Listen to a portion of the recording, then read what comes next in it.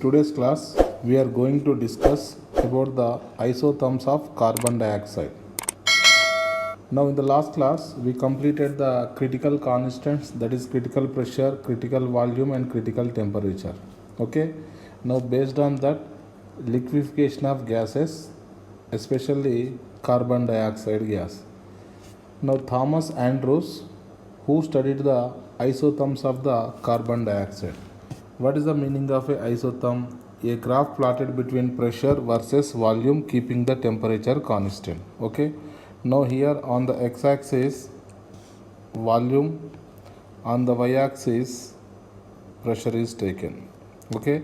So this graph is corresponding to carbon dioxide. Okay. Now in this graph, if you see the line AB corresponding to, that means A to B, this line corresponding to gas phase, and the next line B to C, it corresponding to both vapor as well as liquid, and the next line C to D, this is corresponding to liquid phase, in this diagram. The point, that is the E, this is a very important point. This point, at this point, the temperature is called critical temperature, that is the TC. What is the critical temperature of CO2? That will be 30.98 degrees Celsius. So this is the critical temperature. Are you getting my point? After crossing this critical temperature, the gas cannot be liquefied. What is the definition of a critical temperature? It is the temperature above which a gas cannot be liquefied even apply more pressure on the gas. That means after crossing this temperature, that is the 30.98 degrees Celsius, if you see 31.1 degrees Celsius or 50 degrees Celsius, completely the gas will show ideal behavior. That means it cannot be liquefied. Are you getting my point? Where the gas will show ideal nature if the temperature is greater than the critical temperature. If the temperature of a gas greater than the critical temperature, it is behaves ideal nature. Okay. Now here in this graph, if you carefully observe, at this critical temperature, the corresponding pressure is called critical pressure. This is the PC, which is approximately 73 atmospheres, and the corresponding volume is called critical volume. Are you getting my point? Now here, and one more important thing we have to remember, at the critical temperature, the slope of this curve, that will be the dP by dV at a constant temperature, that is the critical temperature, is equal to 0. The first derivative as well as the second derivative is also equal to what? 0. Now in this isotherm, if you observe, on the y-axis pressure, on the x-axis volume. Okay. Now here,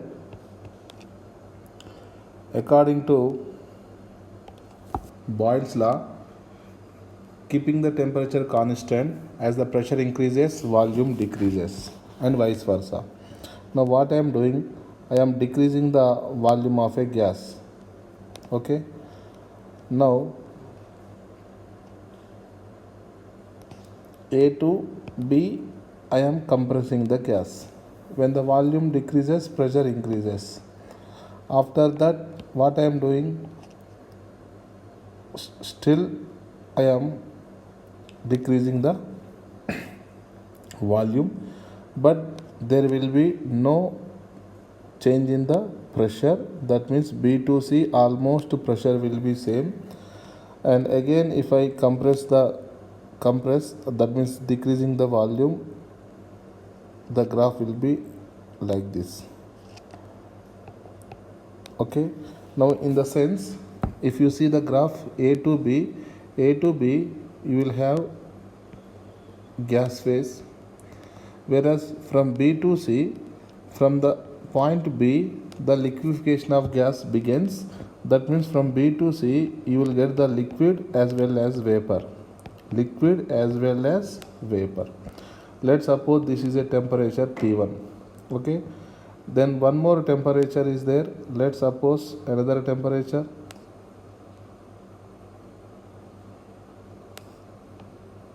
Let's suppose this will be the T2 temperature, and one more temperature I am taking.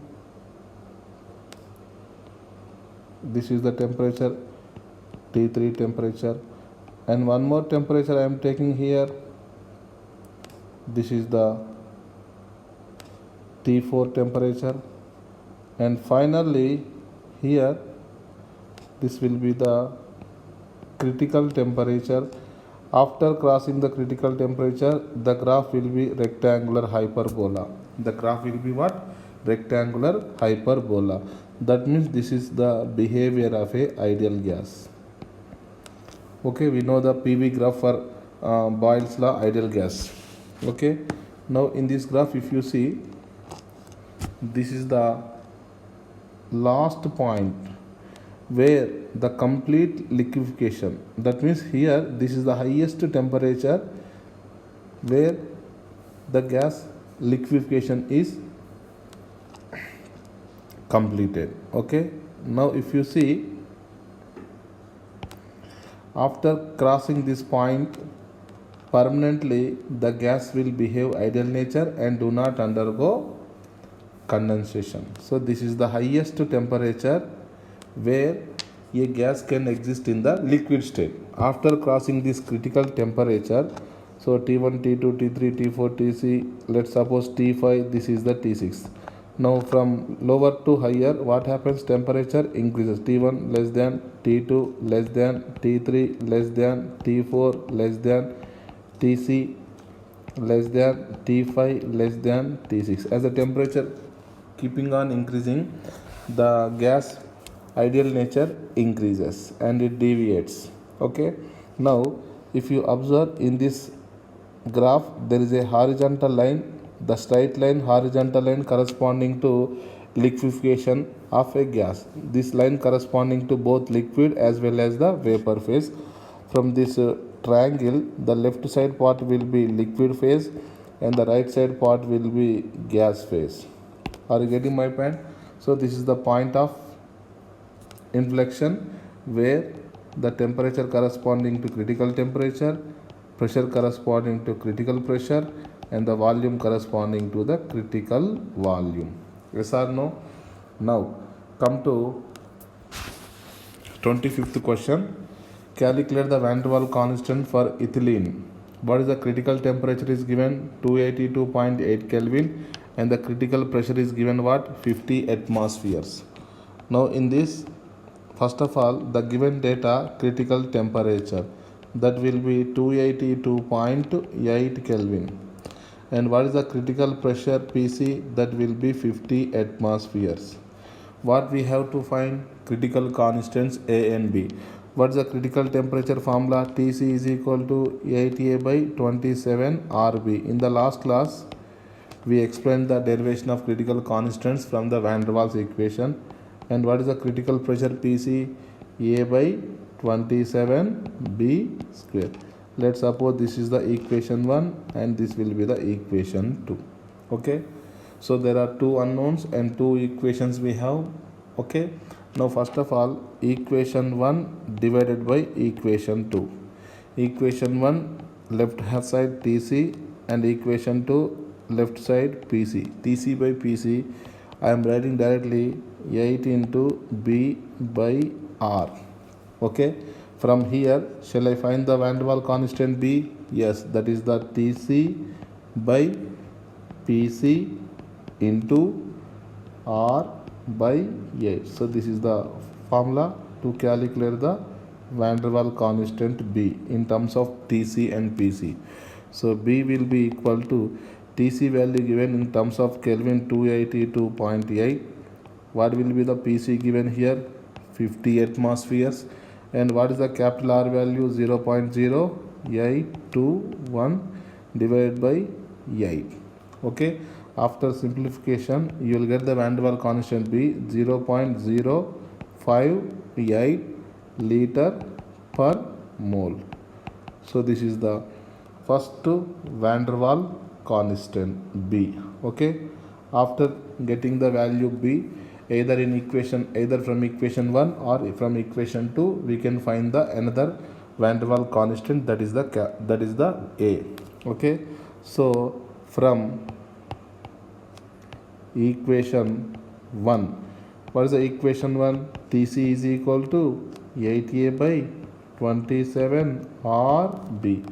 Now here what is the A here? A is equal to Tc multiplied by 27 RB multiplied by 27 RB divided by 8. So this is the formula to calculate the van der Waals constant small a.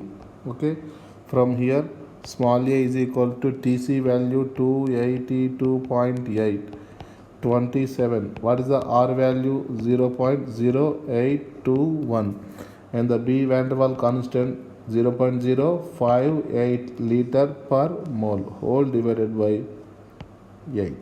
Okay, so finally you will get the A value 4.544 atm liter square mole to the power minus 2. Okay, now question number 26. What are the general condition for the liquefaction of gas? So in the last class we explained the liquefaction of gases: low temperature and high pressure. These are the suitable condition for the liquefaction of gas. Are you getting my point? When the pressure increases, the gas molecules come close, due to which attractions increases, liquefaction increase.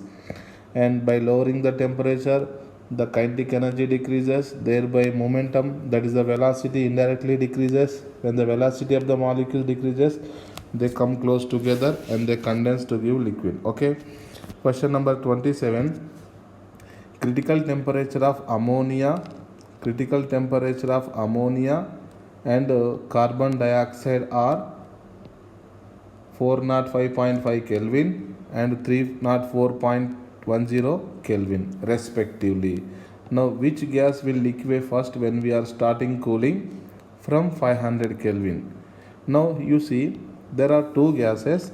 The first gas will be the ammonia and second gas will be the carbon dioxide. What are the critical temperatures? 405.5 Kelvin and 304.10 Kelvin. Now you are starting cooling from which temperature? From 500 Kelvin.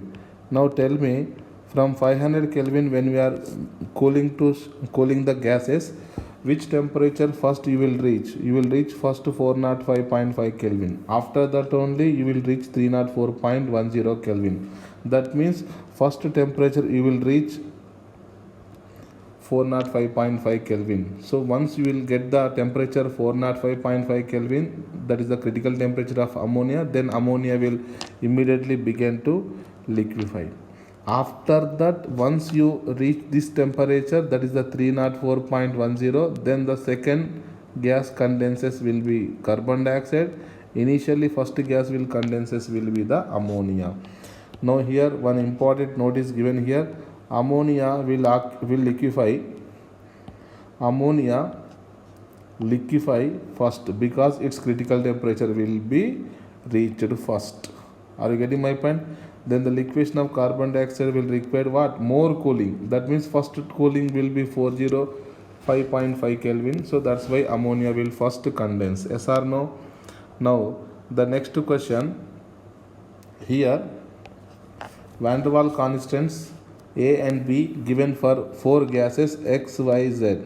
Okay, W, X, Y, Z.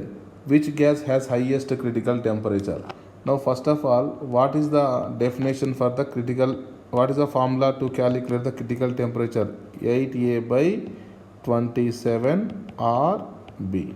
Okay, now here 8 by 27 R is constant. That means the critical temperature shall rate directly proportional to A by B ratio, directly proportional to A divided by B. Once you calculate the A by B ratio for every gas, then we can find the which gas has highest critical temperature. Are you getting my point?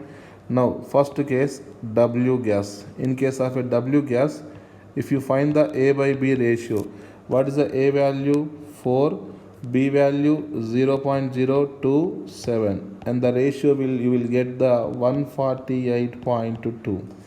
The second gas, X, whose A by B ratio, if you calculate, what is the A value? 8, X value B value 0.03. Okay, so 266.6. Now come to gas Y. What is the A value for gas Y? That is equal to 6.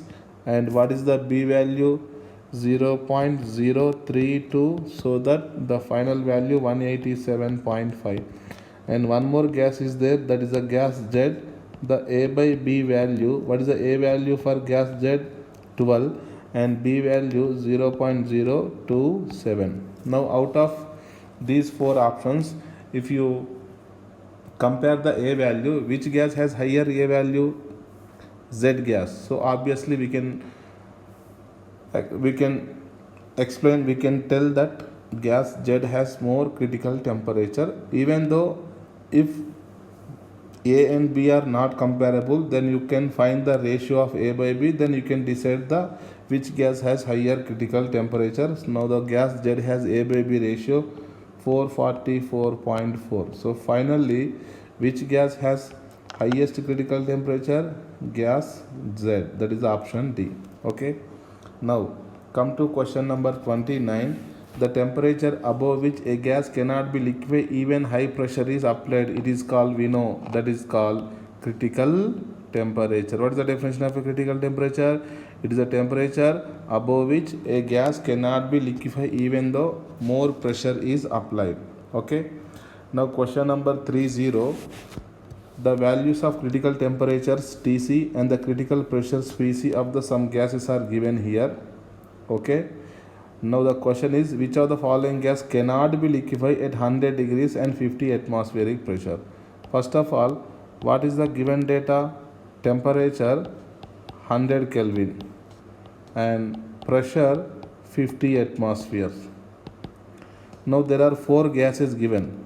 First gas, second gas, third gas and fourth gas. What are the critical pressure of the first gas? 2.2 atm, 14 atm second gas, 35 atm third gas, 45 atm fourth gas. And what are the critical temperature in terms of Kelvin? 5.1 Kelvin first gas, 33 Kelvin second gas, 127 Kelvin third gas and 140 Kelvin fourth gas. Now you see, what is the temperature of the system given? 100 Kelvin. Now you tell me, suppose gas 4 is there. Gas 4 at which temperature? 140 Kelvin temperature. Okay, but your temperature is 100 Kelvin temperature. Are you getting my point?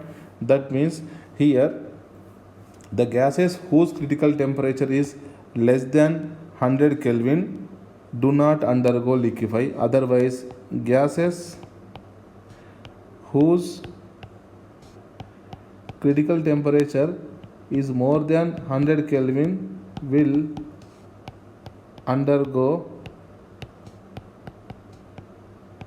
liquefy. Are you getting my point?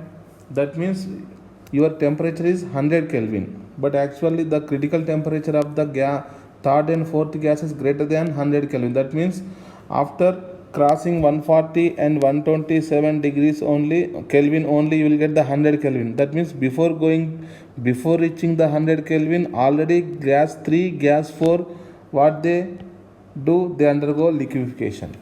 Are you getting my point? But gas 1, gas 2, whose critical temperatures are less than 100 Kelvin, that means they do not undergo liquefaction. Gases whose critical temperature less than 100 Kelvin do not undergo liquefaction. Are you getting my point? Once again, gases critical temperature of 3 and 4 are greater than 100 Kelvin. When you are coming towards 100 Kelvin, that means you have to cross 140 Kelvin, then after that 120 Kelvin, then only you will reach the 100 Kelvin. That means before reaching to the 100 Kelvin, you have to cross 140 and 127 Kelvin. That means already gas 3, gas 4 will undergo liquefaction. So come to gas 1, gas 2, their critical temperatures are too small, that is for 5.1 Kelvin, 33 Kelvin. That's why at 100 Kelvin these two gases do not undergo liquefaction. Are you getting my point? Suppose if the temperature will be less than 33 Kelvin, then gas 2 will undergo liquefaction along with gas 4 and gas 3, because gas 2 has critical temperature 33 Kelvin. If you cross the 33 Kelvin and you are coming to lower side, that means the gas 2 undergo condensation along with 3 and 4 gases. If the critical temperature, if the gas temperature is less than the 5.1 Kelvin, then obviously all gases will undergo liquefaction. Because 5.1 Kelvin, less than 5.1 Kelvin, if the temperature is present, that means gas 2, gas 1 liquefy. Once gas 1 liquefy, that means gas 2 should also liquefy. And the remaining two gases, that is gas 3 and gas 4, also liquefy. Are you getting my point? Now the next topic will be the Joule-Thomson effect. What is the meaning of a Joule-Thomson effect? Joule-Thomson effect, it is the cooling of the gases. When a real gas, it is allowed to expand adiabatically. What is the meaning of a adiabatically? Adiabatic process is that process no heat will enter or leave the system. That means no heat will be given into the system or no heat can be evolved from the system. No heat exchange. Indirectly, adiabatic process in the sense no heat exchange. No heat exchange. This process is called what? Adiabatic process. We will detailedly discuss in thermodynamics chapter. Okay. Now, when a real gas is allowed to expand adiabatically, when a real gas is allowed to expand adiabatically, that means no heat exchanging from a region of high pressure to a region of a low pressure. The gas is allowed to expand from a high pressure region to a low pressure region through a small hole. Then cooling of a gas takes place. Here some exceptions are there: hydrogen and helium gases. This phenomena is known as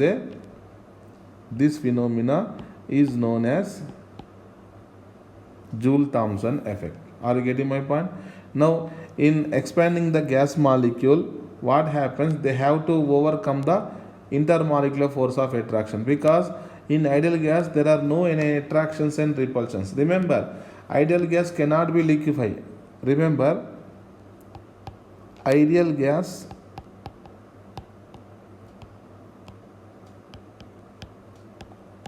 cannot be liquefied in Joule-Thomson effect. Why ideal gas cannot be liquefied? Because no attractions. Ideal gas do not possess any attractive force. Are you getting my point? That's why ideal gas cannot be liquefied.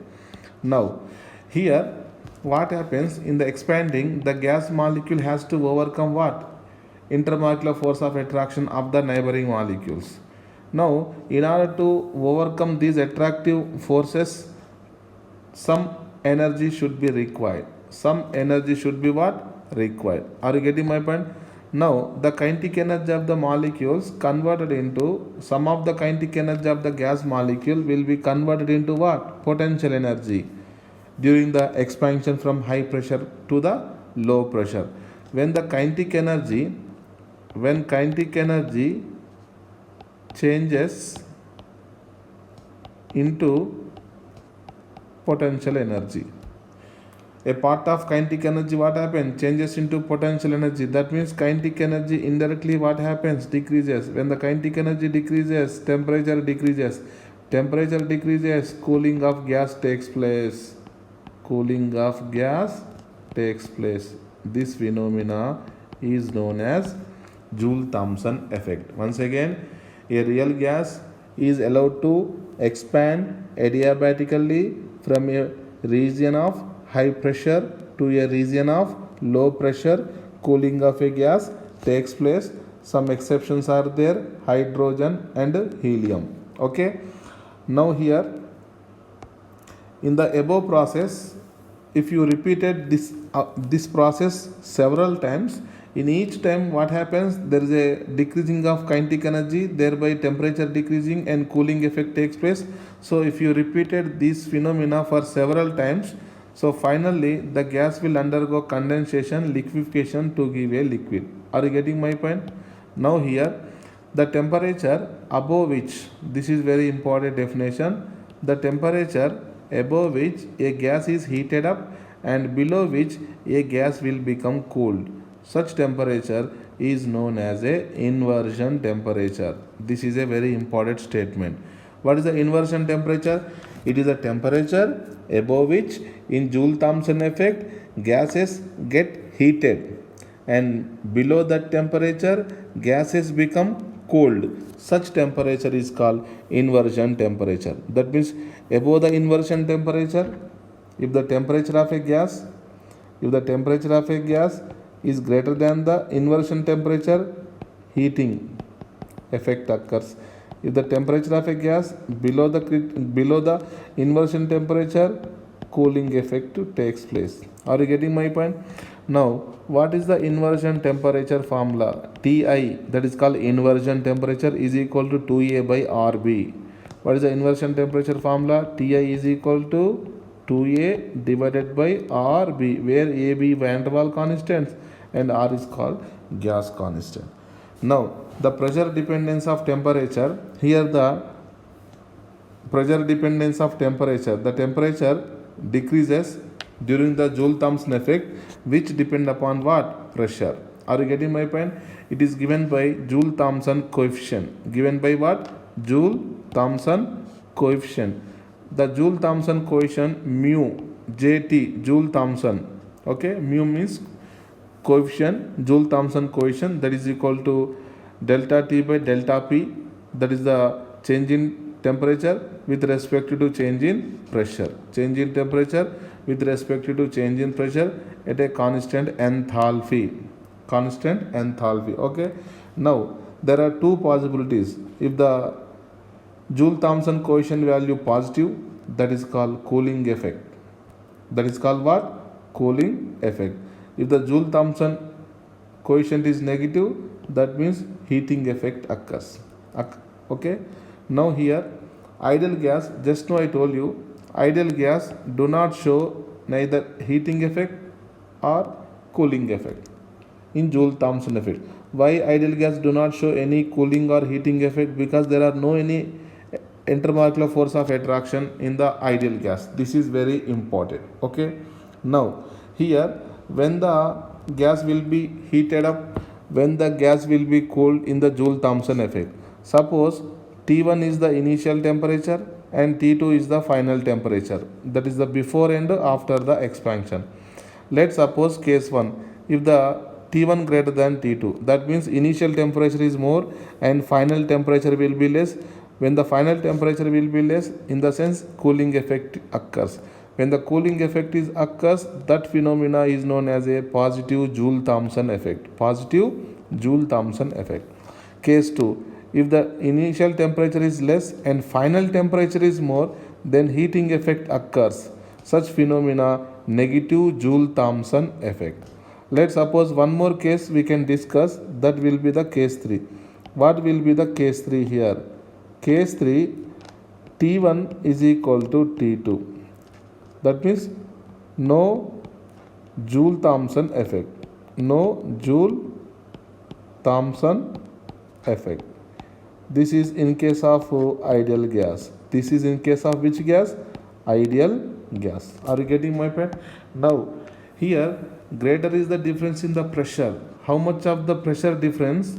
That will be directly proportional to the change in temperature or temperature difference. Are you getting my point? Greater the change in the pressure, greater will be the change in the temperature.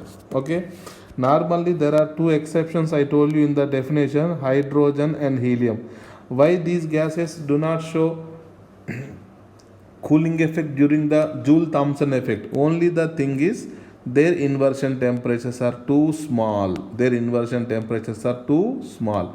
Here if you see, hydrogen inversion temperature minus 80 degrees and helium minus 240 degrees Celsius. So they have very low inversion temperatures. The gases which have very low inversion temperatures, the gases with low inversion temperature are very difficult to liquefy. They are difficult to liquefy. Difficult to liquefy or cooling. So then how to cool the hydrogen and helium gases? First of all, these two gases are allowed to cool below their or equal to their inversion temperatures. Once these gases are reaches to their inversion temperature, and then these gases now allowed to expand in the Joule-Thomson experiment. So in the Joule-Thomson experiment, again what happens? A part of the kinetic energy changes into potential energy, thereby the temperature decreases.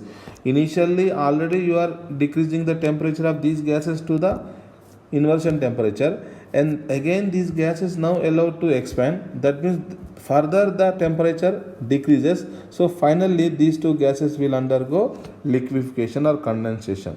Are you getting my point? Now here what is the TC? That is called critical temperature.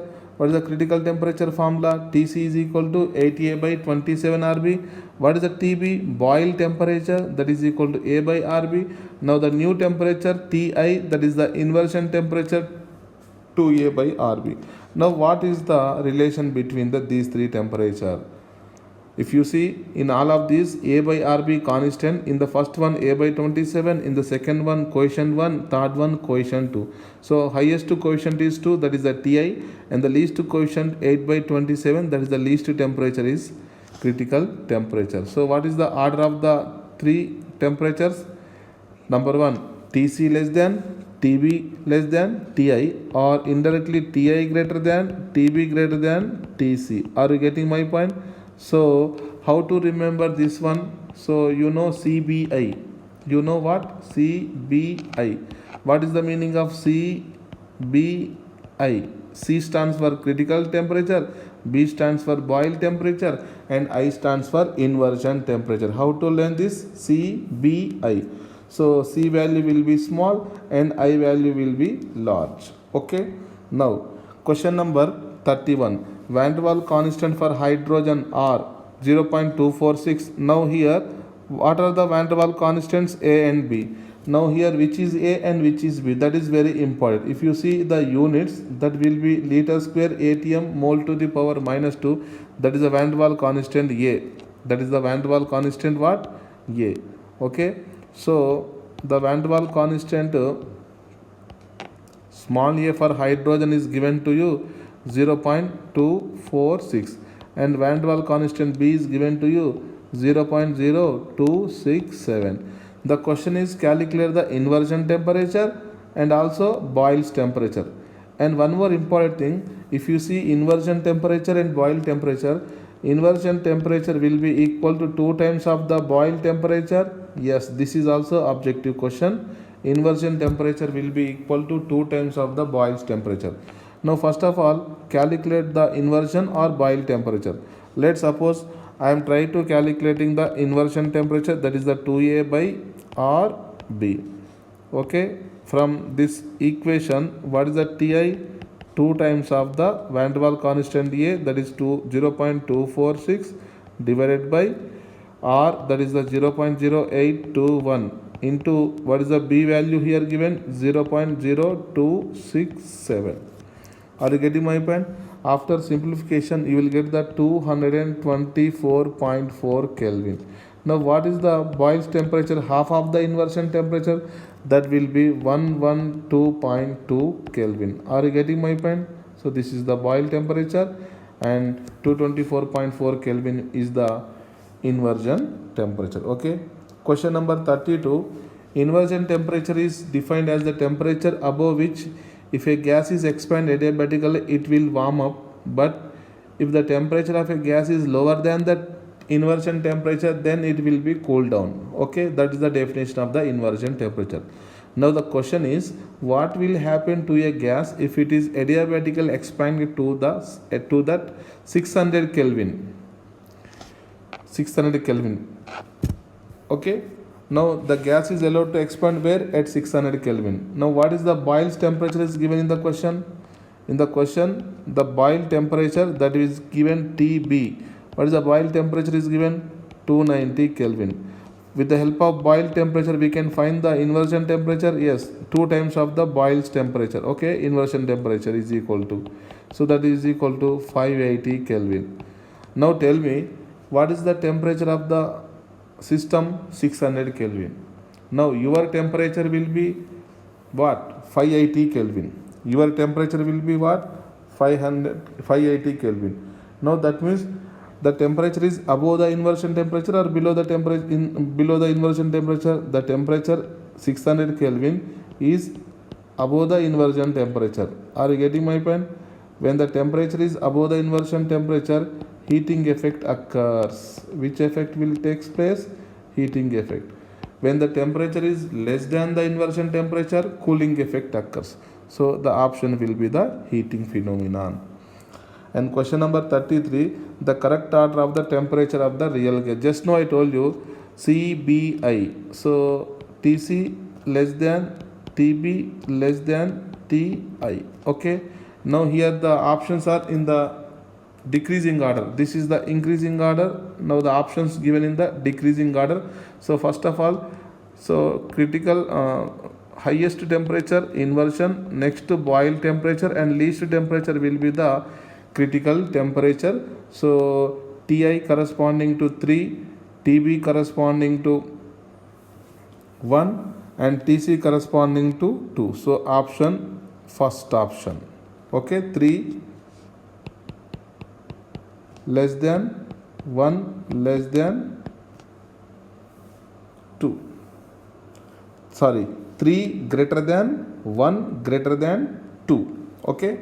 Now the temperature at which a second variable coefficient. Now in the last class we completed the variable coefficients. What are the variable equation here? The variable equation, Z is equal to 1 plus B by Vm plus C by Vm square plus D by Vm cube and so on. Okay. Now we derived the variable equation from the Van der Waals equation, that is equal to Z is equal to 1 plus 1 by Vm into B minus A by RT plus B square by Vm square plus B cube by Vm cube and so on. Okay. Now the second variable coefficient, that is the B minus A by RT. B minus A by RT, that is the second variable coefficient, that is the B, capital B, if it is equal to 0. So B minus A by RT equal to 0. From here temperature is equal to A by RB.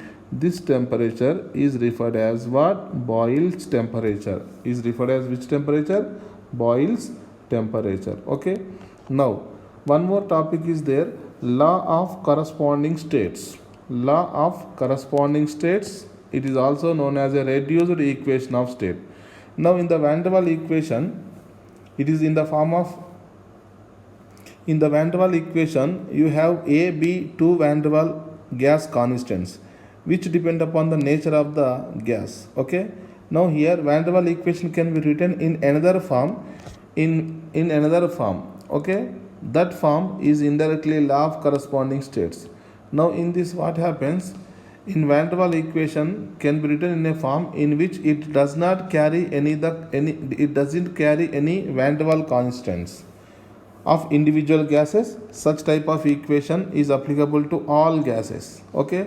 Now the next point, to derive such equation we should define some definition, that is called reduced pressure, reduced temperature and reduced volume. Okay. Now how to define the reduced temperature?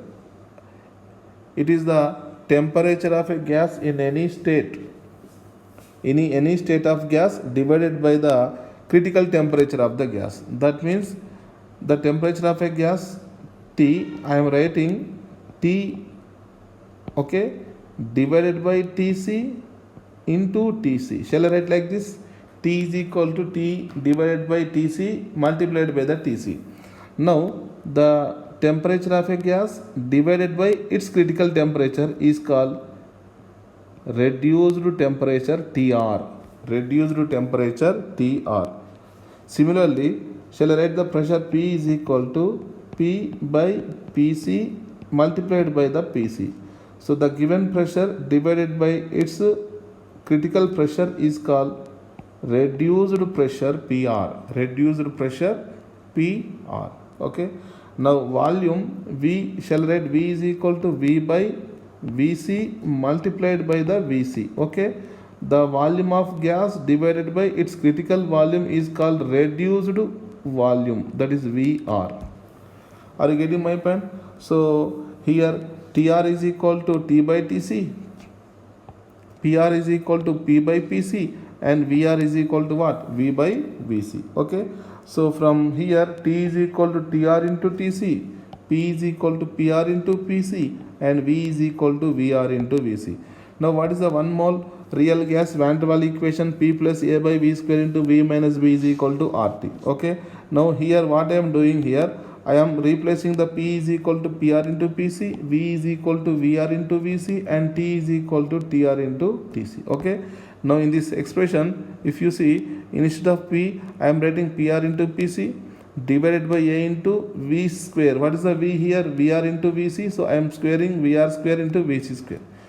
Multiplied by V minus V, where V is equal to Vr into Vc minus V is equal to R into, what is the T? Tr into Tc. Now here Pc, Vc, Tc known as a van der Waals constants. The values of Vc 3b and Pc 8a by 27 V square and Tc 8a by 27 Rb. Right, by replacing these three van der Waals constant in the above expression and take the, from first part, take the common a by 27 b square. In the second part, take the common small b. Okay. Now what here? Final expression here. Here the final expression you will get the Pr plus 3 by Vr square into 3 Vr minus 1 is equal to 8 Tr. Are you getting my point? Here once again, Pr plus 3 by Vr square into 3 Vr minus 1 is equal to 8 Tr. This is called law of corresponding states. This is called what? Law of corresponding states. Okay. Now here it is called reduced, otherwise reduced equation or law of corresponding states. It is applicable to all gases. According to this, if two gases have the same values of reduced pressure and reduced volume, then obviously their reduced temperature will be also same. That means when two gases have same reduced pressure, same reduced volume, then their reduced temperature will also be, when two gases will have same reduced pressure and reduced temperature and then reduced volume also same. If any two reduced parameters are same, obviously the third reduced parameter will be also same. This is called law of corresponding states. Law of corresponding states. Okay. Now question number 35. What is the question number 35? A commercial cylinder contains 6.91 meter cube oxygen at 15.18 megapascal pressure. Okay. Now and 21 degrees Celsius temperature. The critical constant Tc value minus 118.4 degrees and PC value 50.1 atmosphere. Then find the reduced pressure and reduced temperature for oxygen gas under these conditions. For oxygen gas under these conditions. Okay. Now what is the volume given first of all? 6.91 meter cube. And what is the pressure is given here? 15.18 mega, that will be 10 to the power 6 PA, that is the Pascal. Okay, Pascal is SI unit for pressure and meter cube is the SI unit for volume. What is the temperature? 21 degrees, that is the 294 Kelvin. And what is the inversion temperature is given? minus 118.4 degrees, that will be equal to 154.6 Kelvin. And what is the PC given here? 50.1 atm. 50.1 atm. Now what we have to find? We have to find the reduced pressure, given pressure upon critical pressure. What is the given pressure? P value 15.18 into 10 raised to 6 Pascal divided by what is the what is the critical pressure? 50.1. Remember here it will be converted into Pascal. 1 atm nothing but 101.325 Pascal. Okay. So in the denominator now I am writing 50.1 into, instead of atm, 101.325 Pascal. So Pascal gets cancelled. So finally 2.98 is the reduced pressure.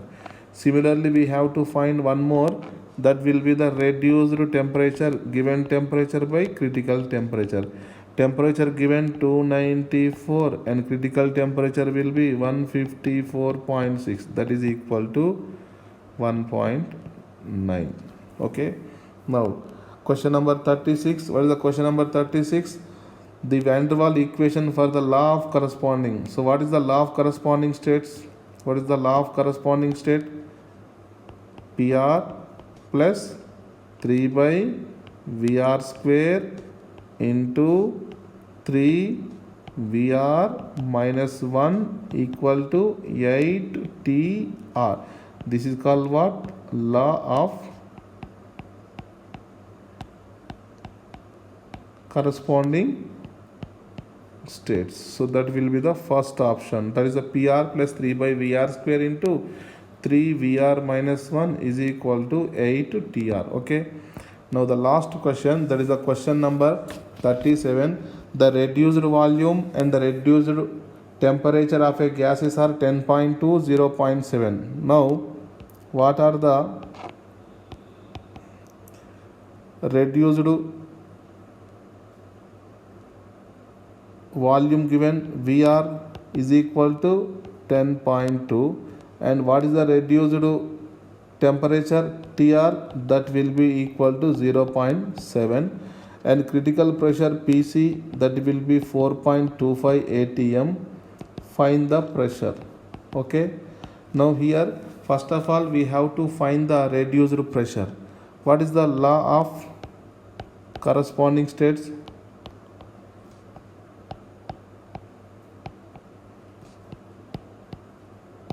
That is PR plus 3 by VR square into 3 VR minus 1 is equal to 8 TR. Okay. What is the PR to be calculated? Plus 3 by what is the VR? That will be 10.2, because in the question it is given VR reduced volume, that will be whole square into 3 into 10.2 minus 1 equal to 8 into what is the TR? That will be 0.7. So from here shall I find the reduced pressure PR? Yes, that is equal to 0.16035. Okay. Now here P is equal to